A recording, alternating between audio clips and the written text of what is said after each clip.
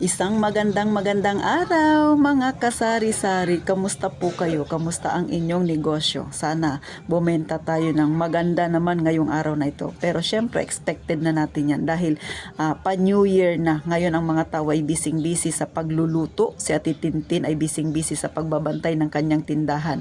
Nagluto ako ulam lang. Hindi ako maghanda ng marami. Yung tama lang kasi syempre mahirap kitain ng pera.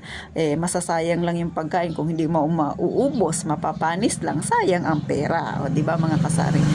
So, practical si Ate Tintin, nagkukuripot na naman.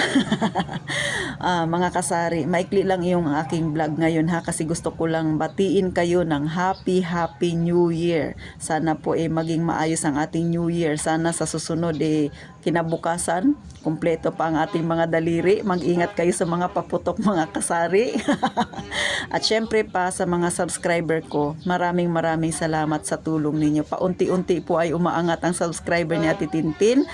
Sana dumami pa tayo mga kasari. Tayong mga nasa-masa, ang alam ko tayo rin ang magtutulungan. Isang hakbang na naman tayo pasulong mga kasari.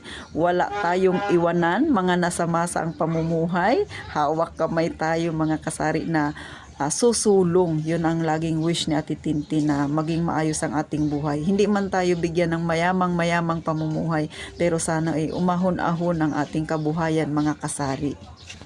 So, sana mga kasari sa susunod na taon, magsama-sama pa rin tayo ha. Sana dumami pa tayo. Makatulong pa tayo sa mga kagaya rin natin na medyo struggle yung iba dyan sa kanilang maliit na negosyo. Sana matulungan natin, mapayuhan natin na umangat at umayos-ayos ang kanilang maliit na tindahan para sabay-sabay tayong paangat mga kasari.